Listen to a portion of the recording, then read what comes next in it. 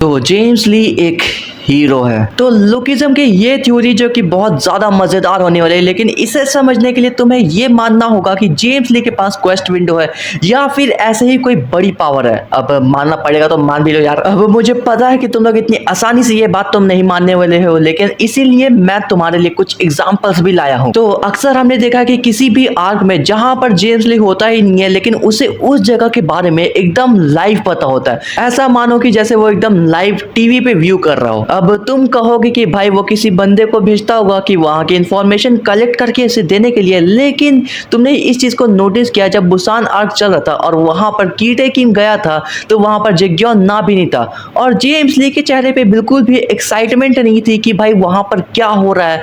मतलब कि अब तुम्हें पता ही है कि कीटे किम गया था तो मारपीट होगा, बड़ा बड़ा खून खराबा तो होने वाला है। अब हाँ, उसे जेम्स ली ने ही भेजा है, लेकिन फिर भी थोड़ा बहुत तो जानने का एक्साइटमेंट होना ही चाहिए ना, लेकिन हमें बिल्कुल भी देखने को नहीं मिला। ऐसा लग रहा था जैसे कि मानो वो एकदम लाइव टीवी पे व्यू कर रहा है। और अभी वर्कर्स हंट आर्क में भी वो सोफे पे बैठ के ऐसे बात कर रहा है जैसे कि वो सारी चीजें लाइव व्यू कर रहा है टीवी पे देख के। और तुम यहाँ पर देखना कि टॉम ली के चर्च पहुंचने से पहले जेम्स ली वहां पर प्रेजेंट था, तो इस बात पे तुम थोड़ा सा लॉजिक लगाना।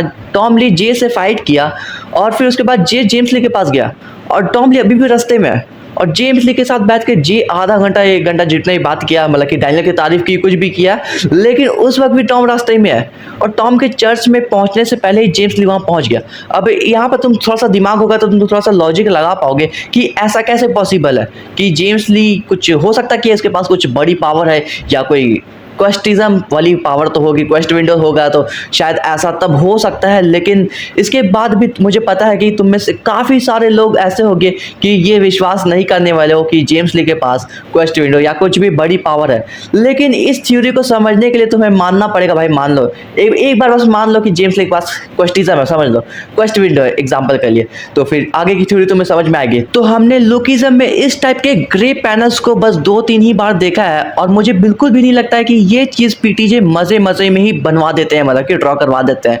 मुझे लगता है कि ये पावर बिल्कुल जेम्स ली की ही हो सकती है। अब हमने देखा था कि जेग्योना से लड़ते वक्त भी जेम्स ली ने इस टाइप की पावर को यूज किया था। अब हो सकता है कि तुम में से कोई ये भी कहेगा कि ये तो भाई कीटे किम के साथ भी हुआ था, लेकिन मुझे ऐसा नहीं लगता है कि ये कीटे किम ने किया था। मुझे ऐसा लग रहा है कि ये जेम्स ली ने किया था ताकि वो डैनियल के सपने में जाकर उसे दिलासा दे सके। जी हाँ दोस्तों, अब ये जेम्स ली कैसे है मैं तुम्हें बताता हूँ। तो हमें याद ही होगा कि इस मिस्टीरियस बंदे को हमें 2 बार दिखाया गया है। तो चलो पीछे चलते हैं चैप्टर 428 से 429 के बीच में, जहां पर हमें देखा जाता है कि जेम्स ली वर्कर्स के साथ मिल चुका है और चार्ल्स चोई के खिलाफ हो चुका है। और लगभग 30 चैप्टर के बाद जब डैनियल अपने दोनों बॉडी पे बेहोश हो जाता है तो इस मिस्टीरियस बंदे को दिखाया जाता है, जहां पर ये कहता है कि पहले वर्कर्स नहीं, पहले चार्ल्स चोई।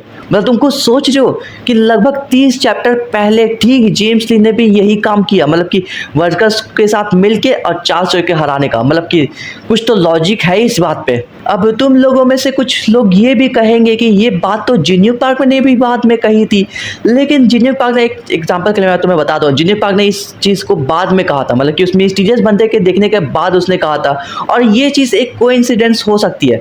लेकिन लगभग 30 चैप्टर के पहले जेम्स ली के इस काम को करना, ये चीज मैं कोइंसिडेंस बिल्कुल भी नहीं मानता हूं। और आप लोगों को पता ही होगा कि बोलने और करने में फर्क होता है, और जेम्स ली का ये काम करना मैं बिल्कुल भी कोइंसिडेंस तो बिल्कुल भी नहीं मानता हूं। और इस मिस्टीरियस बंदे ने इनडायरेक्टली ये भी कहा था कि पहले चार्ल्स चोई फिर वर्कर्स, और अभी हमें दिखाया जा रहा कि जेम्स ली ने वर्कर्स के ऊपर भी अटैक करना शुरू कर दिया है। तो ये चीज कैसे हो सकती है? तो ये चीज बिल्कुल भी कोइंसिडेंस तो नहीं हो सकती। और चार्ल्स चोई के निपटने के बाद हमें पता चला कि ये चार्ल्स चोई का ही प्लान था, मतलब चार्ल्स चोई का निपटना उसका ही प्लान था। मतलब कि जेम्स ली इतना बड़ा बेवकूफ था कि वो चार्ल्स चोई के ही प्लान का हिस्सा बन गया। अब तुम खुद सोचो, इस मिस्टीरियस बंदे का कहना, जेम्स ली का करना, और ये सारी चीजें चार्ल्स चोई के ही प्लान का हिस्सा था। या तो ये मिले हुए हैं या फिर ये सारे मिलके हमको पागल बना रहे हैं। सारे मिलके हमको पागल बना रहे हैं। अब ये भी हो सकता है कि चार्ल्स चोई की ही सेकंड बॉडी जेम्स ली है। खैर, इसके बारे में मैं बिल्कुल भी कुछ नहीं कहने वाला, वरना लुकिज्म कम्युनिटी में फिर से लड़ाई झगड़ा स्टार्ट हो जाएगी, इसलिए मैं कुछ भी नहीं कह रहा हूँ।